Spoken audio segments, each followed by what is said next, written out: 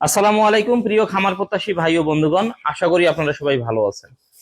আমি আমার খামারে যে গরুগুলো হৃষ্টপুষ্ট করতেছি বা যেভাবে ফ্যাটেনিং করতেছি, আপনারা অনেকেই অবাক হয়ে যাচ্ছেন বা অনেকেই আমাকে প্রশ্ন করতেছেন যে আমি আমার গরুগুলোকে দানাদার খাবারের পাশাপাশি কোনো ভিটামিন ইনজেকশন বা কোনো ধরনের কোনো ইনজেকশন পুশ করতেছি কিনা। তো আমি আপনাদেরকে শুরু থেকে একটা কথা বলে আসছি বা একটা কথা বারবার বলি, সেটা হচ্ছে যে আমি খুব সহজ পদ্ধতিতে খামার করে থাকি বা আমি যে পদ্ধতিতে খামার করে থাকি, কম বয়সের মানুষ থেকে শুরু করে বৃদ্ধ পর্যন্ত খুব অনায়াসে খামার করতে পারবে, এবং আমার এই লক্ষ্য বা উদ্দেশ্যটাই কিন্তু এটা।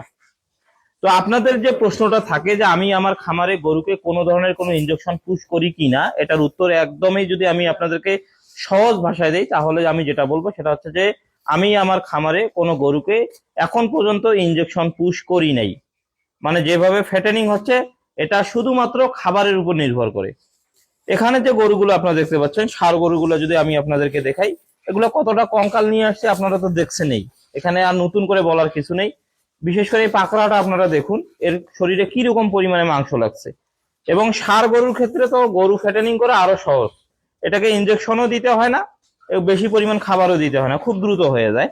এবং এই যে গরুটা আপনারা দেখতে পাচ্ছেন, আপনারা জানেন কিনা বা আপনাদের মনে আছে কিনা জানি না, আমি এই গরুটাকে ইনজেকশন পুশ করতে গিয়ে এই গরুটা এত পরিমাণ দুর্বল ছিল, এটা কিন্তু পড়ে গেছিল চারিতে।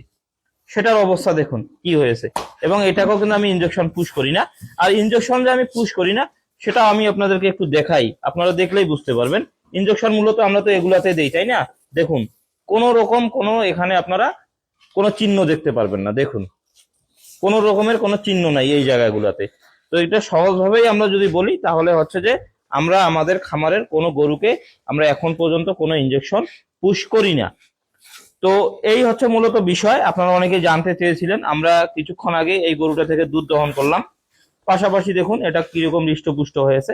এগুলা কিন্তু ভাই বাস্তব অর্থ, আমরা এখানে কোনো ধরনের কোনো ইনজেকশন পুশ করি না। এটা তো সাদা একটা গরু, এটাতে আপনারা আরো ক্লিয়ার বুঝতে পারবেন। দেখুন, এই পিছনটাতে দেখুন, এগুলাতে দেখুন কোনো ধরনের কোনো সূচের দাগ নাই।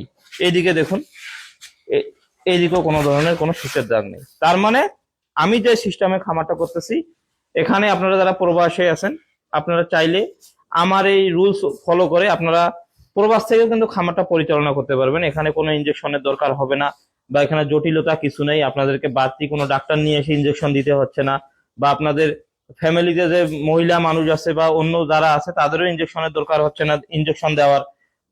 টোটালি অর্থে খুবই সহজ পদ্ধতিতে খামার করতে পারবেন। শুধুমাত্র একটা ভালো যদি মানের আপনারা খাবার অ্যাপ্লাই করতে পারেন, খামার পরিচালনা করা খুবই সহজ। তো এই হচ্ছে মূলত আজকের ভিডিও। সবাই ভালো থাকবেন, সুস্থ থাকবেন। ধন্যবাদ সবাইকে। আসসালামু আলাইকুম।